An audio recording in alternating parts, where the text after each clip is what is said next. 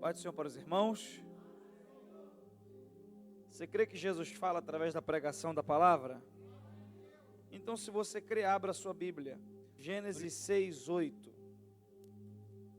Para a nossa reflexão, né? Enquanto você está aí localizando, eu quero louvar a Deus por essa oportunidade de estar com os irmãos aqui. Realmente, eu estive aqui em acho que uns 2 ou 3 eventos, uma vigília, depois, e agora poder retornar é uma alegria muito grande. Deus abençoe o pastor dessa casa, Deus abençoe todos os obreiros. É uma alegria ter com os irmãos aqui essa noite. Eu creio em algo, Deus seleciona quem tinha que estar aqui essa noite. Então essa palavra é profética e vai mudar o rumo da tua vida e da tua casa em nome de Jesus. Gênesis 6:8, quem achou, diga eu amo Jesus. Diz-nos assim a palavra do Senhor: Noé, porém, achou graça aos olhos do Senhor. Estas são as gerações de Noé. Noé era varão justo e reto e perfeito em suas gerações. Noé andava com Deus. Verso 13. Então disse Deus a Noé: o fim de toda a carne é vindo perante a minha face, porque a terra está cheia de violência, e eis que os desfarei com a terra. Faze para ti uma arca de madeira de gofer. Farás compartimentos na arca e a betumarás por dentro e por fora com betume. Desta maneira farás de 300 côvados o comprimento da arca, de 50 côvados a sua largura, de 30 côvados a sua altura. Farás na arca uma janela e de um côvado a acabarás em cima. E a porta da arca porás ao seu lado. Far-lhe-ás andares baixos, segundos e terceiros. Porque eis que eu trago um dilúvio de águas sobre a terra para desfazer toda a carne, em que há espírito de vida debaixo dos céus. Tudo o que há na terra expirará, mas contigo estabelecerei o meu pacto. E entrarás na arca tu e os teus filhos e a tua mulher e as mulheres de teus filhos contigo. Verso 22. Assim fez Noé, conforme tudo que Deus lhe mandou, assim o fez. E você diz amém pela palavra do Senhor. Pode tomar o seu assento em nome de Jesus. Tem uma água aí, varão? Amém. Antes de nós iniciarmos, eu quero só te informar, muito obrigado, meu amigo, que lá na saída você vai encontrar um livro que eu trouxe para te abençoar, cujo tema é transformação. O cumprimento do seu propósito exige a sua transformação. Eu falo aqui sobre a trajetória de Jacó, e eu explico que ele foi tendo encontros com Deus, e Deus foi transformando ele. Preste atenção nisso. Uma das coisas mais interessantes na história de Jacó foi o encontro que ele teve com Deus no Val de Jaboque. Ele teve um encontro com Deus no Val de Jaboque, e aí Deus perguntou para ele assim: qual é o teu nome? E ele falou: meu nome é Jacó. E aí Deus falou assim: a partir de hoje você não vai se chamar mais Jacó, eu estou transformando você. A partir de hoje você vai se chamar Israel. E aí a Bíblia diz que o anjo subiu, o anjo do Senhor. Nisso que o anjo subiu, Jacó olhou para o lugar. Agora ele era Israel, não era mais Jacó. E o agora Israel olhou para o lugar e falou assim: a partir de hoje o nome desse lugar não vai ser mais Jaboque. A partir de hoje o nome desse lugar vai ser Peniel. Porque eu vi Deus face a face e a minha alma foi transformada. Então perceba que Deus mudou o nome de Jacó para Israel. E o agora Israel mudou o nome do lugar de Jaboque para Peniel. Porque Deus quer transformar você, para você transformar a realidade ao seu redor. Então nesse livro aqui eu trato muito sobre isso, transformando a nossa vida, as nossas realidades. Então se você quiser adquirir, passa lá, é R$20 cada um, tá bom? Vai ser bênção para a sua vida. Esse aqui é de presente, eu não sei aqui, né, irmão? Deixa para ele aqui de presente. Você pode aplaudir a Jesus? O texto que nós lemos nesta oportunidade, esse texto que está no livro do Gênesis, no capítulo de número 6, no versículo 8, nos conta uma das histórias mais conhecidas da Bíblia. Me poupa tempo de introdução, explicar muita coisa aqui. Na verdade, o que eu vou fazer é uma regra simples para pregar essa mensagem, que eu aprendi com os meus mentores. Há muito tempo atrás, eu era ainda um diácono na Assembleia de Deus em Campo Grande, do saudoso bispo, saudosa memória, Daniel Malafaia. E eu lembro que ele levou um pastor, um mestre na palavra, muito antigo também para pregar. esse ainda vivo, chamado Joá Caetano. E eu me recordo que eu estava em uma sala com o bispo, aí o Joá chegou, o pastor Joá Caetano chegou, não sei se os irmãos conhecem. E eu me recordo que quando ele chegou, um homem já de uma idade, um missionário experiente, um professor de teologia também. E aí quando ele chegou, o meu saudoso bispo, na época era pastor ainda, virou para ele e falou assim: pastor Joá, esse jovem aqui está começando a pregar, dá um conselho para ele absorver e para ele melhorar, para ele evoluir. E aí o pastor Joá Caetano, do alto da sua sabedoria, me deu um conselho prático, simples e direto, que eu nunca mais vou esquecer. Ele virou para mim e falou assim: meu filho, pregar é muito simples, é só não inventar e seguir essa regra que eu vou te falar. Leia o texto, explique o texto e aplique o texto. Se você fizer isso, vai dar tudo certo e Deus vai abençoar, porque a palavra de Deus não volta a fazer. Então me poupa ter que explicar muita coisa aqui. Eu já li o texto, agora eu vou te explicando verso por verso e vou aplicando ele e você vai entendendo. O primeiro verso que nós lemos é o verso de número 8. O texto diz que o Senhor achou graça em Noé. Isso é interessante, porque é a maneira que a história de Noé começa, a maneira que a vida de Noé começa a aparecer no cenário bíblico, dizendo que o Senhor achou graça em Noé. Isso é maravilhoso, porque muito embora a Bíblia diga que ele era um varão justo, um varão reto, muito embora a Bíblia diga que ele andava com Deus, eu não tenho como acreditar que Noé era perfeito, porque a Bíblia diz na Epístola aos Romanos que todos pecaram e destituídos foram da glória de Deus. Então Noé tinha defeitos, Noé tinha falhas, se esforçava para andar com Deus. A geração é uma geração corrompida, mas o que chama a minha atenção é que a Bíblia diz: o Senhor, porém, achou graça em Noé. Isso é maravilhoso, que a despeito dos defeitos de Noé, a despeito das qualidades de Noé, a despeito daquilo que Noé acertava ou errava, não importa. O que importa é que Deus olhou para Noé e achou graça em Noé. E isso é uma verdade sobre nós essa noite. Eu não sei como você entrou aqui, quais são as suas qualidades, quais são os teus defeitos. Eu não sei no que você é bom, no que você é ruim, mas a palavra que eu tenho para você é que depois desse dilúvio, você chegou aqui, é porque Deus achou graça em você. Você pode me ajudar a pregar e dizer para quem está do seu lado, ainda que essa pessoa esteja longe: Deus achou graça em você. Diga para ela: Deus achou graça em você. Pode ser que alguém não ache graça em você, mas Deus achou graça em você. Pode ser que alguém não goste da sua voz, mas Deus achou graça em você. Pode ser que alguém não goste do seu jeito de ser, mas Deus achou graça em você. Ah, irmão, eu vim dizer para alguém aqui hoje nessa igreja: Deus achou graça em você. Deus achou graça em você. A verdade é que não há em você méritos. A verdade é que Deus achou graça. E o que é graça? Graça a gente conhece primeiramente como um favor imerecido.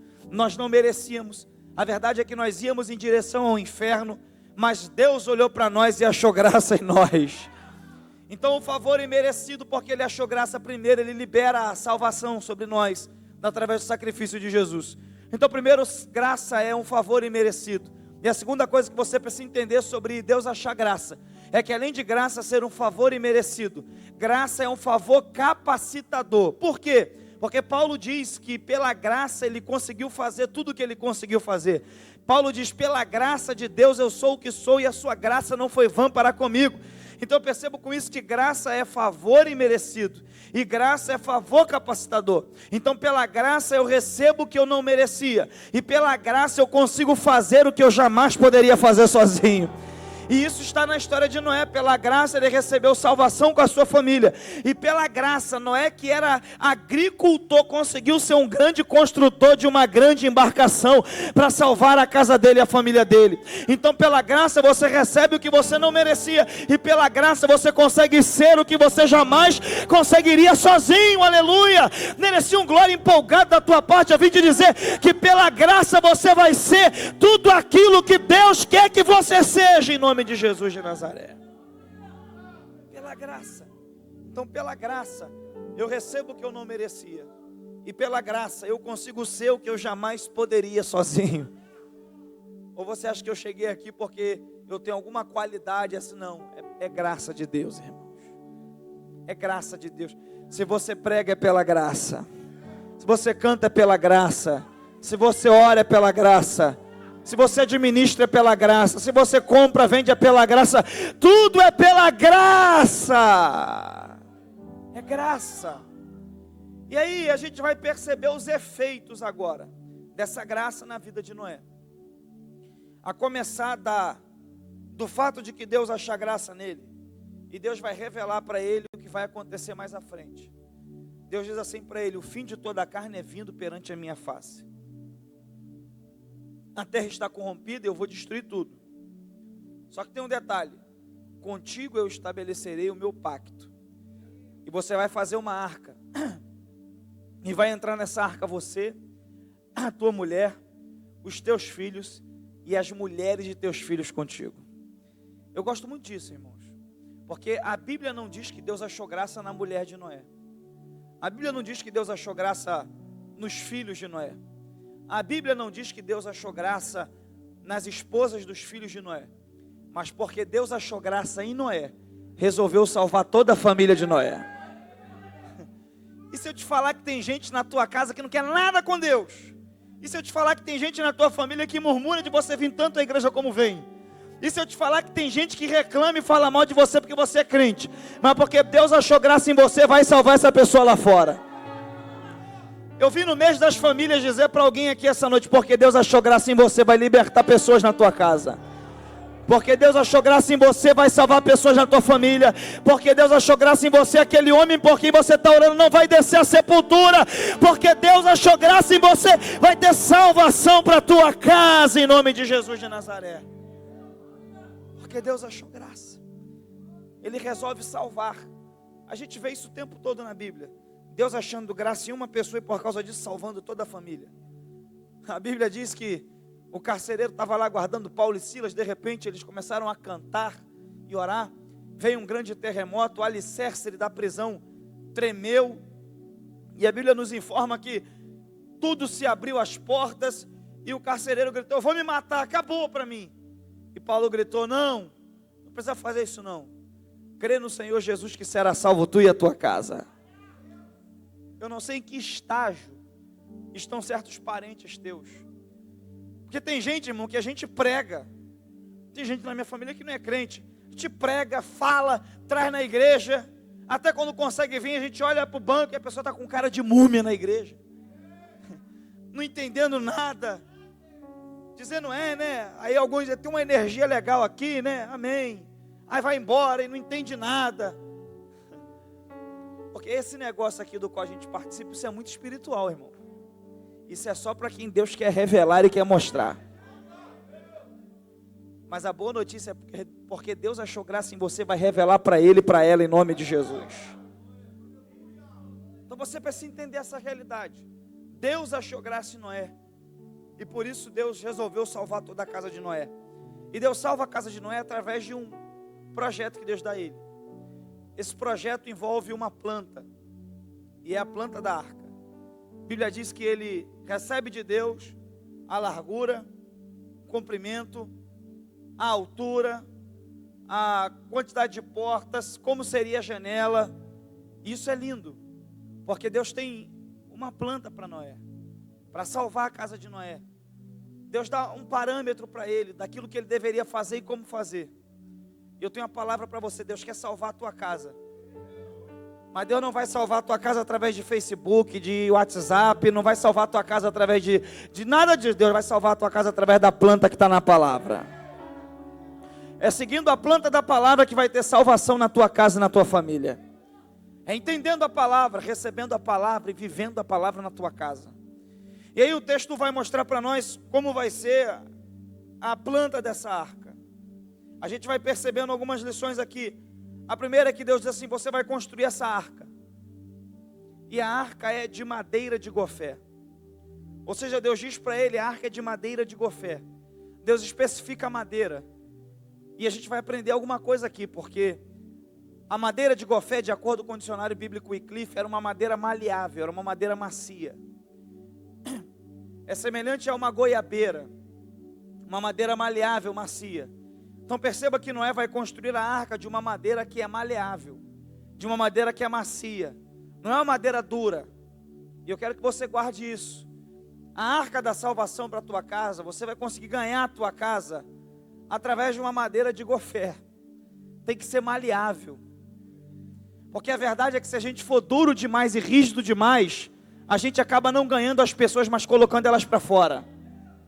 Algumas pessoas entenderam. A verdade é que a gente, se pudesse, a gente abria a cabeça de certos parentes nossos, enfiava uma Bíblia e enfiava Jesus lá dentro. Que a gente olha assim e fala, meu Deus, você não está percebendo que laço que é a tua vida? Que prova que você está? E tá porque você é assim. Uma vontade que deve falar certas verdades. Mas eu vim te acalmar e te dizer, seja maleável. Por quê, pastor? Porque nem por força, nem por violência, mas pelo meu Espírito, diz o Senhor. Ah, irmão, você precisa entender essa realidade. Certas discussões você ganha não discutindo. Você pode me ajudar a pregar e dizer para quem está ao seu lado, certas discussões você ganha não discutindo. Diga, certas brigas você ganha não brigando. Eu vim dizer para alguém aqui, dá um passo atrás. A palavra branda desvia o furor, mas a dura suscita ira. Que Deus te dê sabedoria, porque é melhor você calar e vencer essa guerra no joelho dobrado. Aleluia! É tempo de ser maleável e ganhar por sabedoria. Sabe, irmãos, se tem uma coisa que é perigosa no nosso meio, é espiritualidade sem sabedoria. Sabe, porque aí você cria pessoas que têm, primeiro, a mania de espiritualizar tudo o tempo todo. E sobretudo para quem não é crente, isso é chato demais. E porque também nem tudo é espiritual.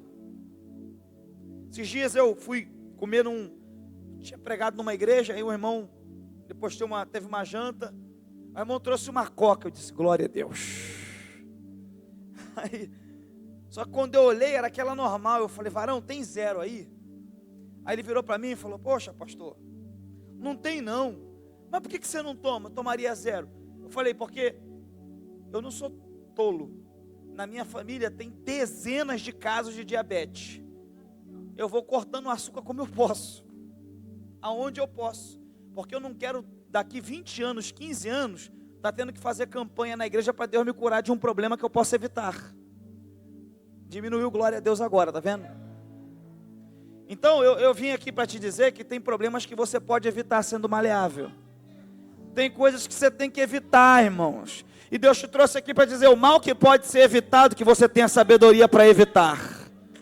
Que você consiga evitar certas guerras que são desnecessárias, certas brigas que são desnecessárias, coisas que você olha, irmão, já aconteceu, não adianta mais falar é nada, vai dobrar o teu joelho e orar, porque Deus vai mudar aquele quadro, vai mudar aquela situação. Aí eu ministro sobre a tua vida sabedoria, discernimento, para ser maleável, aleluia.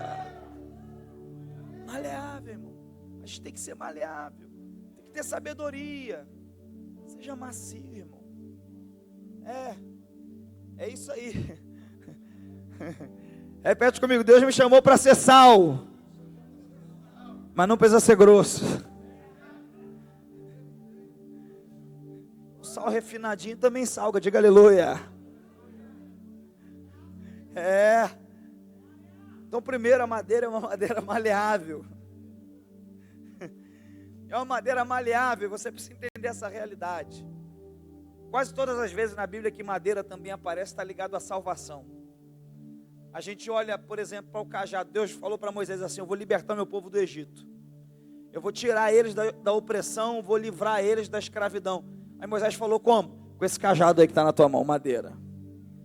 Quando ele estava na frente do mar, a Bíblia diz que ele começou a ficar desesperado, clamou. Deus falou, por que você está clamando aí com medo de Faraó matar vocês? Eu vou usar esse cajado, bate com ele na água. Aí ele atravessou, aí do outro lado caminharam 3 dias, não tinha água, acharam uma fonte, a água era amarga, e Deus falou, meu filho, você não entendeu ainda o mistério. Pega uma lenha, pega uma madeira e joga nessa água amarga que ela vai ficar doce, aleluia. Quando o ferro do machado do garoto, para a gente encurtar a explicação, quando o ferro do machado caiu na água, a Bíblia diz que Eliseu olhou para ele e falou: onde caiu? O menino mostrou, e Eliseu pegou uma madeira e jogou lá. Aleluia! Você precisa entender essa realidade. Tudo que é madeira na Bíblia sempre aponta para a salvação e sempre aponta para a cruz de Cristo. Aleluia! Eu estou pregando no Antigo Testamento, mas já falei isso para você sobre graça, e estou falando agora sobre cruz. Não existe salvação sem Jesus e sem cruz. Então é madeira. Então ele constrói a arca e Deus vai dar os parâmetros para ele.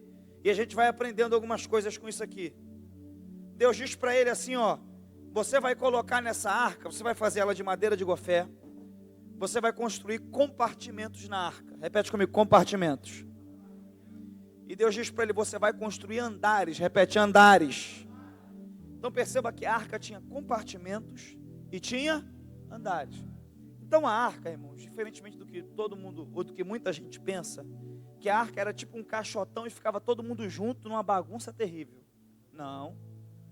Deus diz para Noé: você vai construir andares baixos, segundos e terceiros, e você vai construir compartimentos, tipo assim, quartos, partes diferentes.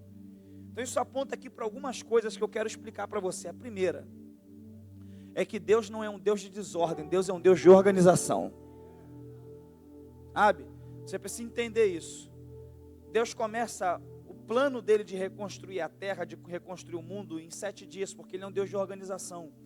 Ele vai no passo a passo. Primeiro ele começa dizendo: haja luz.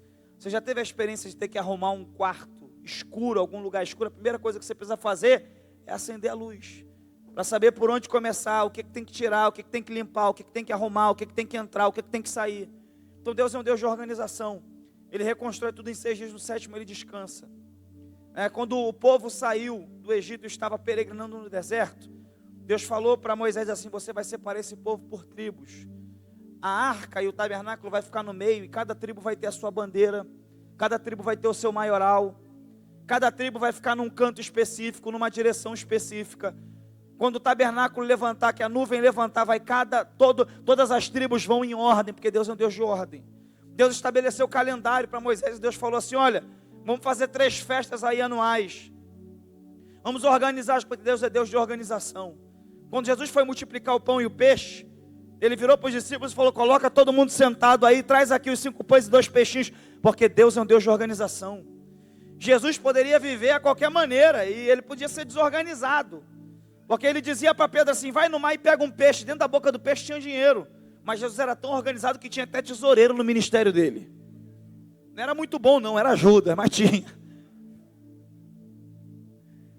Por que eu estou te dizendo isso?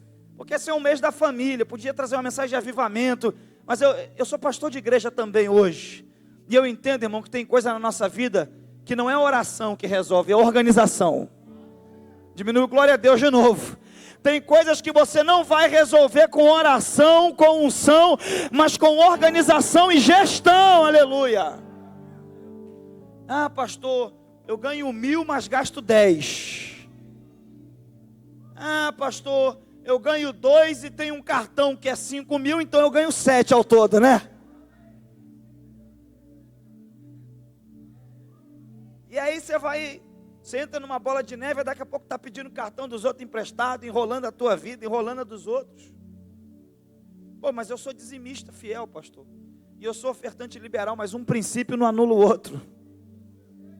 Eu vou repetir por causa desse jeito. Vou repetir. Ainda que você seja dizimista fiel e ofertante liberal, se você não for organizado, um princípio não vai anular o outro. Deus vai mandar a provisão e você vai estourar ela de qualquer jeito. Então Deus te trouxe aqui para dizer que Ele quer abençoar a tua vida financeira. Ah, irmão, se eu tivesse dito isso em outra igreja, tinha cadeira voada aqui. Deus quer abençoar a tua vida financeira. Começa a sentar e organizar o que você deseja, o que você ganha, como pode melhorar, porque Deus vai enviar provisão, porta vai abrir dentro de porta, e isso vai ser uma bênção para a tua família também. Mas organiza a organização. A organização atrai a bênção de Deus, irmão. Sabe? Sai daqui essa noite para sentar e fazer as tuas contas. Jesus falou sobre a organização, quando ele disse assim: quem é que antes de ir para uma guerra não faz a conta de quanto tem no exército para ver se tem como ir à guerra? Quem é que antes de construir uma torre não faz a conta primeiro para saber se tem como terminar a torre? Eu vim te dizer, faz a conta. Porque Deus não trabalha com mágica, mas Deus trabalha com milagre. Aí eu vou mais uma vez, Deus não trabalha com mágica, mas trabalha com milagre.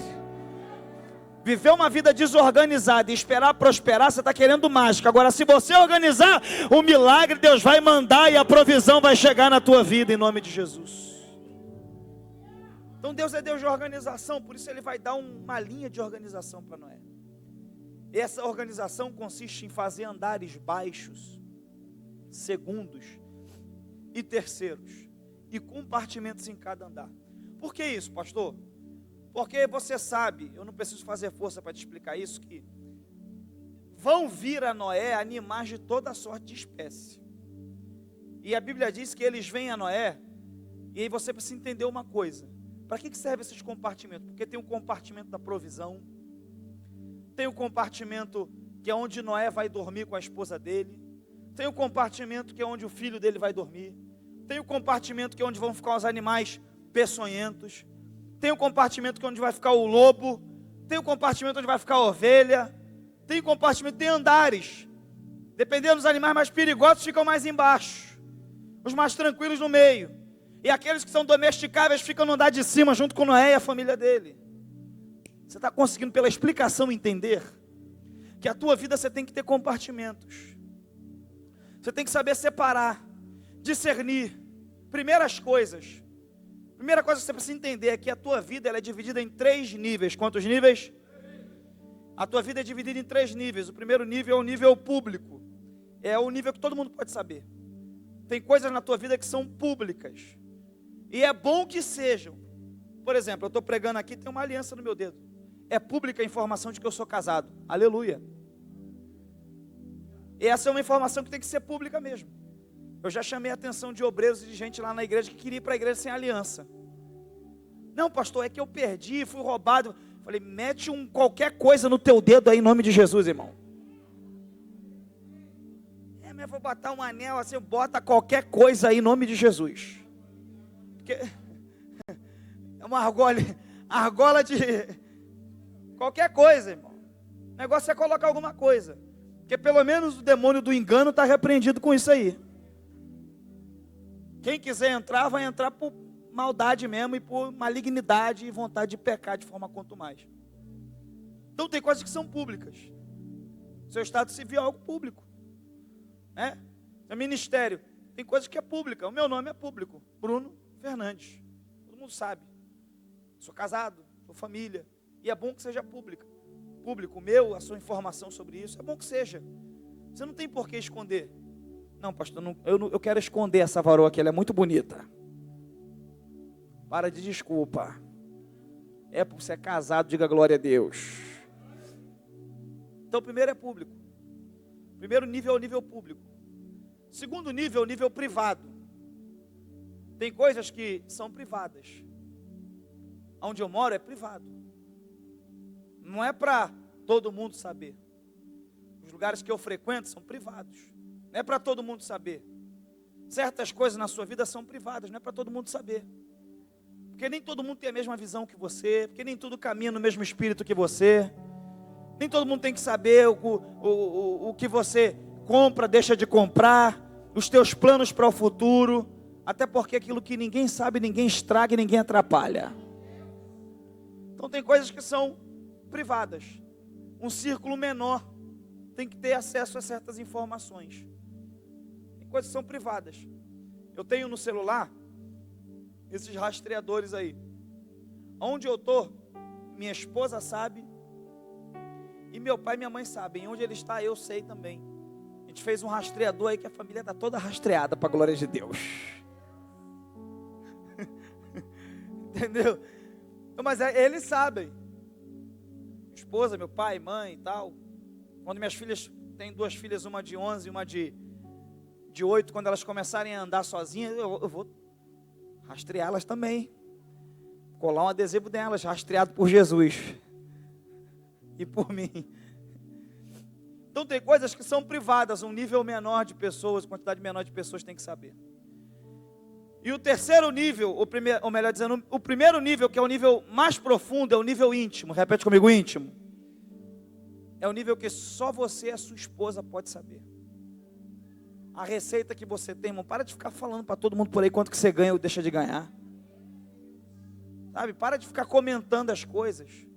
Você tem um cartão X ou Y, para com isso, irmão. Tem coisa que é íntima.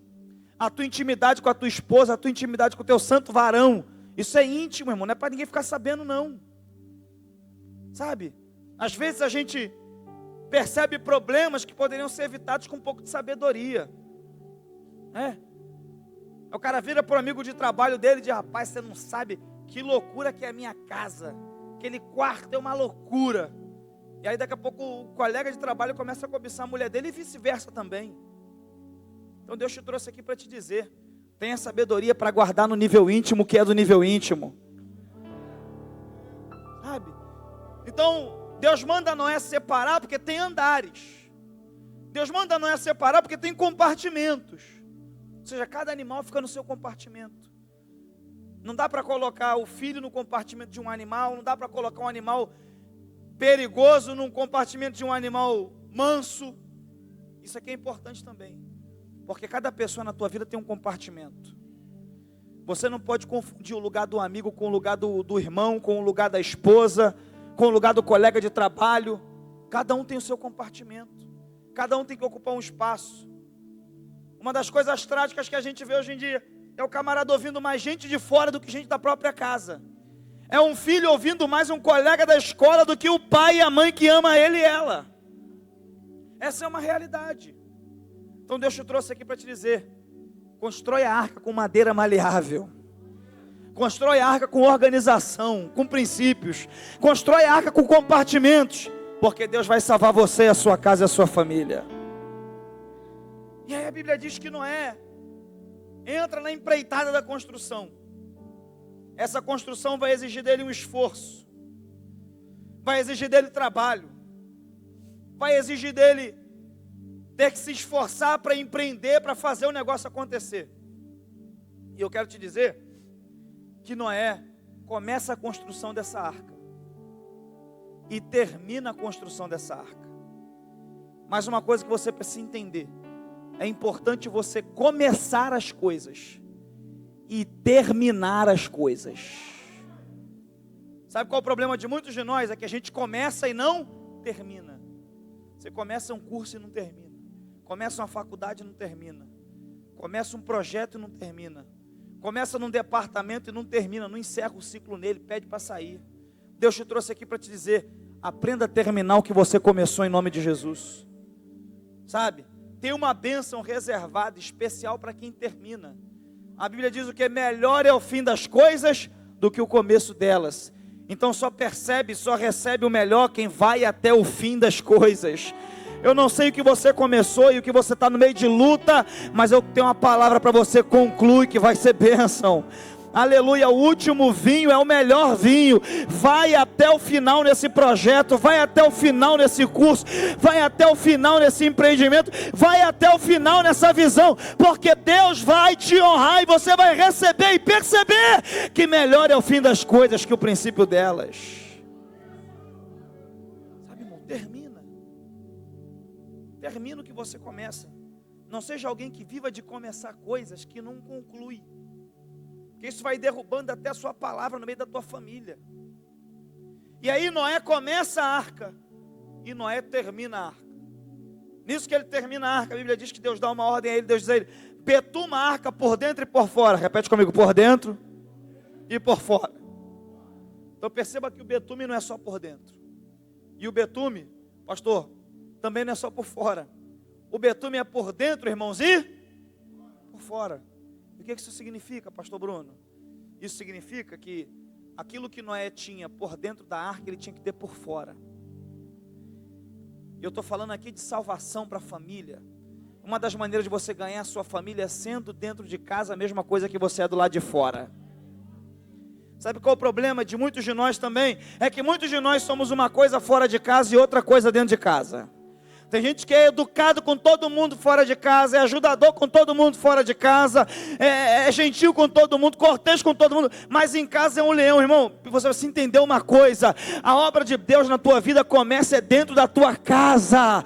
Aleluia. Paulo disse que você não cuida da tua casa, negou a fé, e é pior que o infiel. Não adianta você ser cortês com todo mundo lá fora e ser um ogro dentro de casa com a tua mulher, com o teu marido. Deus te trouxe aqui para te dizer: seja bom do lado de fora, seja um anjo do lado de fora, mas seja um Jesus Cristo dentro de casa, seja uma bênção dentro do seu lar.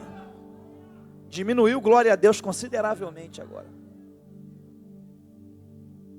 É gente que até na igreja é uma bênção, agora em casa,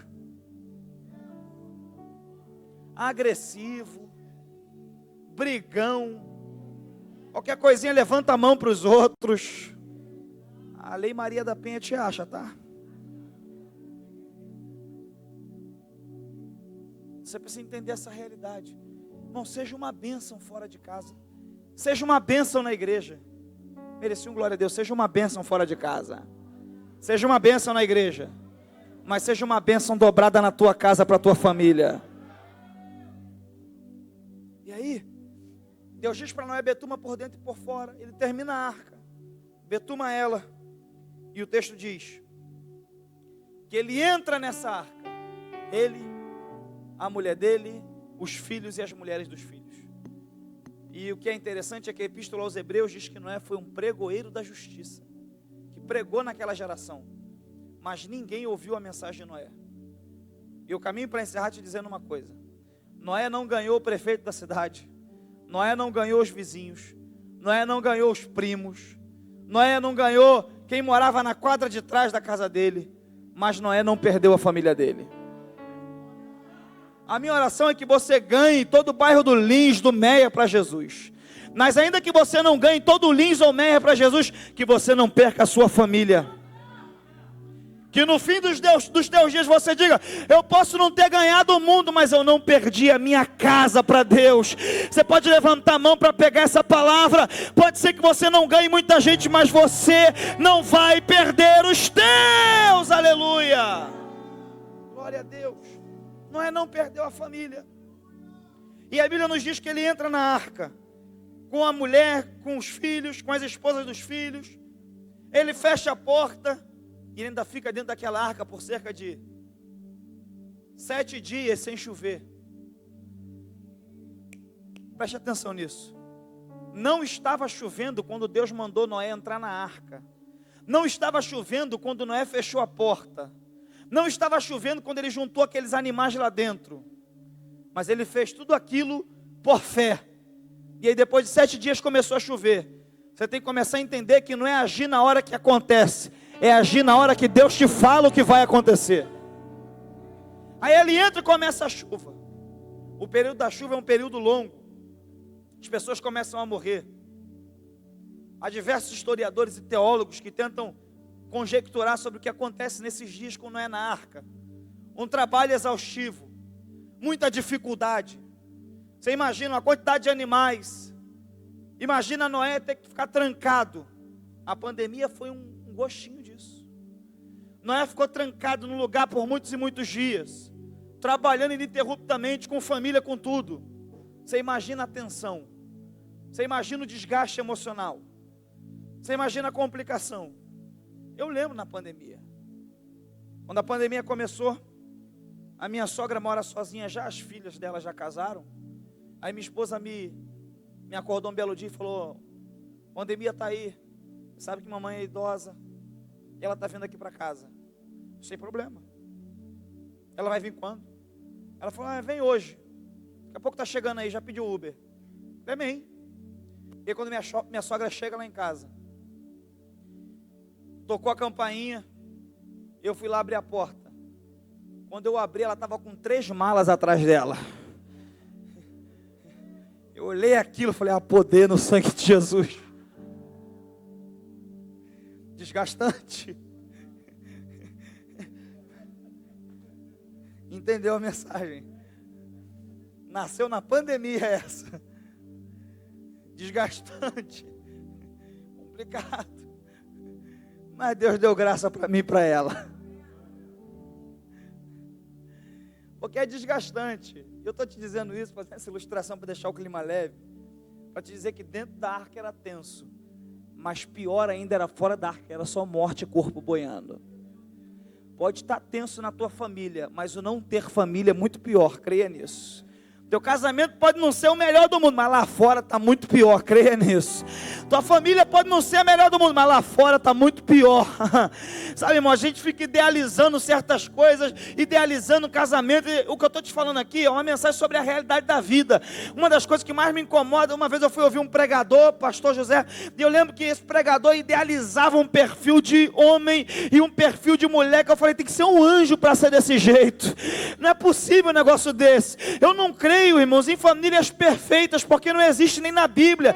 Você olha para a família de Adão, teve problema, a mulher junto com ele foram expulsos do jardim, e aí fora tiveram um filho matou outro filho, e aí depois nas famílias foram tendo problema na Bíblia. A família de Abraão teve problema, a mulher dele fez ele deitar com a escrava, teve um filho, foi um rolo terrível, até hoje é um problema. Os netos dele, e Esaú e Jacó tiveram problema, Jacó teve que fugir porque enganou o pai Isaac. E se eu fosse ficar na Bíblia aqui, eu podia te dizer várias histórias de famílias, e para fechar, a família de Jesus tinha problema, não cria nele. Teve uma vez que falaram, ele está fora de si, manda ele ficar quieto. Jesus falou, olha, quem faz a vontade do meu pai é que é minha mãe e meus irmãos. Então você precisa entender que não existem famílias perfeitas, mas a boa notícia é que existem famílias abençoadas, alcançadas pela graça.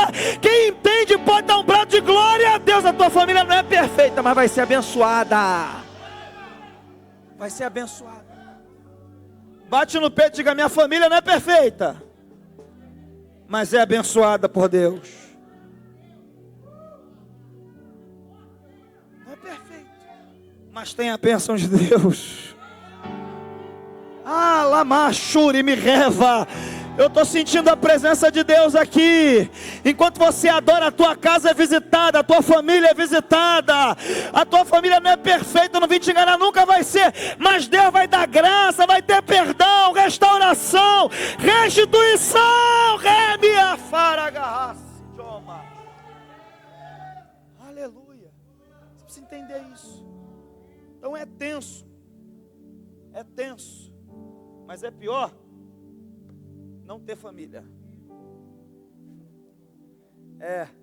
É pior não ter família, né? Pior não ter. E aí Noé está lá dentro daquela tensão, aquela luta, aquele entrave. E aí eu quero que você entenda uma coisa. Deus mandou fazer uma janela na parte de cima. Eu disse que a janela era na parte de... Por que Deus fez isso? Deus é muito sábio. Deus é sabedoria.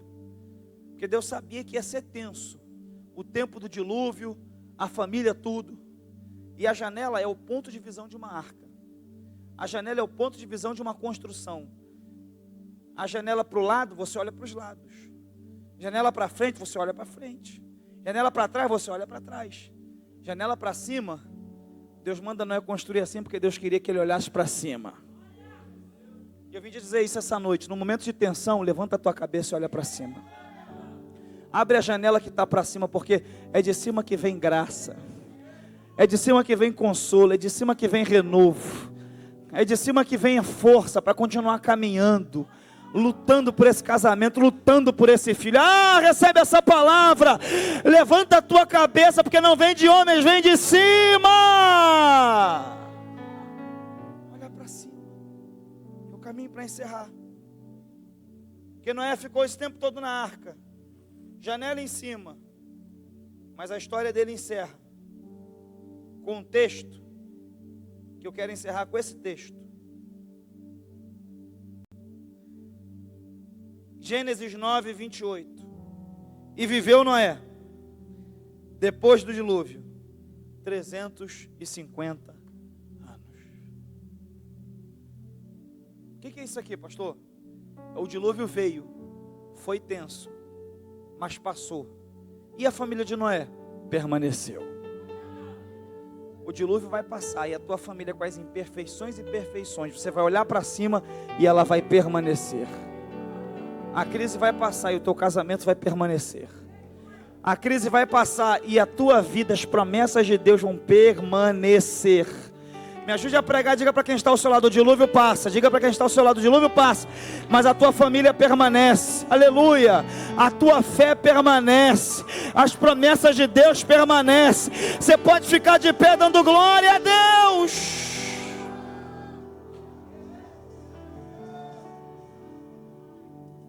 Como eu disse aqui, Deus selecionou pessoas para estarem aqui essa noite. E Deus te trouxe aqui para te dizer que o dilúvio vai passar e você vai permanecer. Aleluia. E o texto diz: e viveu Noé. Repete comigo: viveu Noé. Mais uma vez: viveu Noé. Toda a igreja: viveu Noé. Não é sobreviveu Noé, é viveu Noé. Eu vim profetizar para quem tem boca para dar glória. Não é sobreviver, você vai viver depois desse dilúvio. Vai vir um tempo de bonança, de paz, de prosperidade, de refrigério. Você pode levantar as duas mãos e dar glória a Deus. Glória a Deus. Você pode fechar os teus olhos. É bararracidioma. Aleluia, aleluia, aleluia. Aleluia, eu vim profetizar sobre a tua vida essa palavra nessa noite. Você vai viver depois de tudo isso. Jesus disse: eu vim não é para que vocês sobrevivam, eu vim é para que vocês tenham vida e a tenham em abundância. Você vai permanecer, o dilúvio vai passar e você vai viver. Tem portas para se abrir, tem refrigério para chegar, tem conversão para acontecer, tem milagre para chegar. Você pode fechar os teus olhos e abrir a tua boca por um minuto e adorar a Deus para pegar essa palavra. Você vai viver, a tua casa vai viver, os teus filhos vão viver. Aleluia, as promessas vão acontecer. Você vai viver.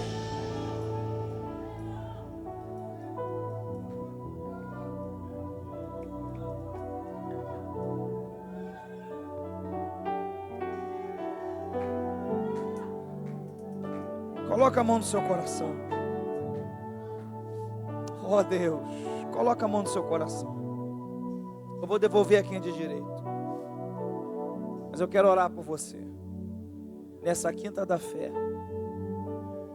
e nesse mês das famílias. Eu quero orar essa palavra, porque a palavra não volta vazia. Ela vai produzir fruto naquilo que lhe apraz. E você vai sair daqui entendendo que Deus achou graça em você. Você vai sair daqui essa noite entendendo que tem que ser maleável. Você vai sair daqui entendendo que tem que seguir a planta, o projeto certo da palavra. Você vai sair daqui entendendo que tem que organizar, tem que dividir, tem que separar, tem que saber o que é público, o que é privado, o que é íntimo. Você vai sair daqui entendendo que o dilúvio vai passar e a tua família vai permanecer. Você vai sair daqui entendendo que é chegado um tempo de salvação para toda a tua casa, porque Deus achou graça em você. E você vai sair daqui recebendo que você vai viver depois dessa situação toda. Você vai ser feliz depois de tudo isso. Você ainda vai sorrir, vai chorar, não mais de tristeza, mas de alegria. Remaragarrassúria, no lugar da vergonha vai haver dupla honra.